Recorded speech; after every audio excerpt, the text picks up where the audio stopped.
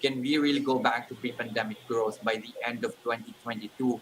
How encouraging are the signs so far this year to actually point to a recovery by next year? I Jess, when we did the math, actually, since early this year, since the first ECQ during the Holy Week, we already simulated how the GDP would perform in view of this the recent lockdowns and also the at least even the tighter restrictions that we're still facing now and maybe going forward. No, we have computed that. Well, if GDP, if we set a figure to it, prior to COVID-19, it was 100 in 2019. Last year, when there was a contraction of almost 10%, GDP went down to 90% of 2019 levels. And we're now estimating a growth of between 4 to 5%, which has been our forecast for the past month, especially since the announcement of the 2-week ECQ that we just had.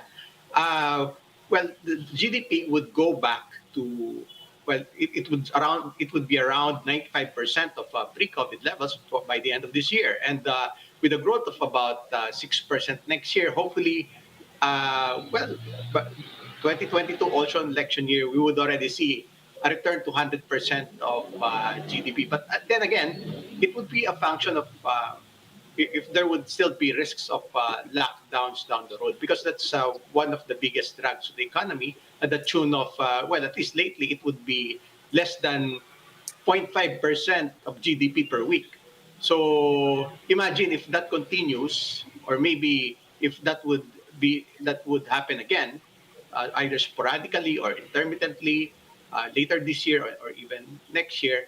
So that could potentially still drag even the target of 4 to 5% GDP growth of this year, and maybe a growth of about 6% next year during the election year. So I think that's realistic.